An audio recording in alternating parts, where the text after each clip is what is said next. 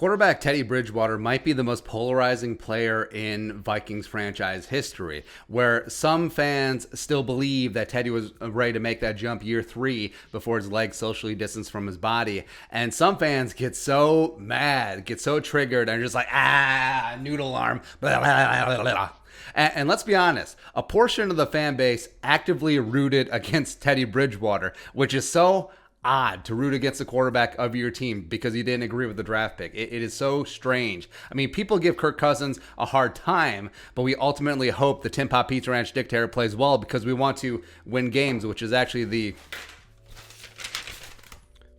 point. Hoist that Jerome Barty a dozen times in the next 10 years. But Teddy, with the knee, miraculously recovered and signed a solid 3-year deal with the Panthers in 2020, and then whatever for them last year. And then the Panthers traded for former number 3 overall pick Sam Darnold from the Jets. And now Teddy is going to be on the market. Now, I don't think there's going to be a massive trade value for Teddy, given the quarterbacks are coming in. Also, he's due a $17 million base salary in 2021, $10 million of which is already fully guaranteed. And the Panthers just might have to cut him and eat that $20 million dead from the $10 million guarantee and his prorated signing bonus, which is doable since Darnold is still on his rookie deal. But teams like Chicago, even though they signed Andy Dalton, or Washington, Pittsburgh, Atlanta, could be interested, but probably not enough to give up assets and pay Teddy. Plus, the Panthers aren't going to trade him to the Falcons in division, etc. So I think that he will hit free agency after the Panthers do cut him.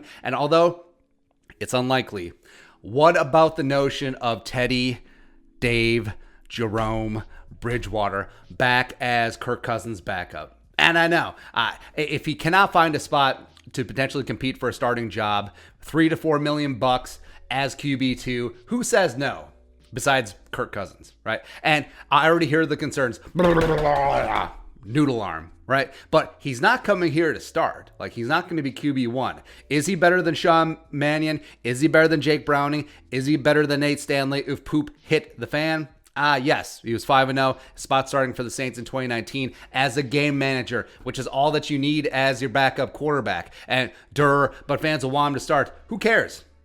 And who cares? The most popular guy in town is always a backup quarterback, unless that guy is Sean Mannion or Trevor Siemian. And if Kirk can't handle QB2 behind him, who isn't an inert piece of wood, that's a whole other problem. And that's mainly on Kirk Cousins. And also, we know that Zimmer would be down for it, man. He wanted to keep Teddy in 2018, but that knee just had too many questions around it. And the safe choice was making Kirk Cousins the highest paid free agent quarterback in NFL history with a fully guaranteed deal. Woo! But Teddy, 2014, number 32 overall selection, joined at the hip with Zimmer. He was his QB. Playoffs, division title in the first 2 years.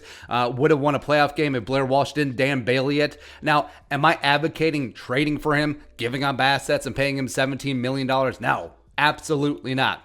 But if the Panthers do cut him, and if he can't find a seat at a table, and he's open to returning as a cheap backup because he sees that if anything ever happened to Kirk, knock on wood, hopefully it doesn't happen, alien abductions, whatever, the Vikings are just slightly more talented on offense back when he had Matt Khalil and TJ Clemmings as his tackles, and his wide receiver 1 was Charles Johnson.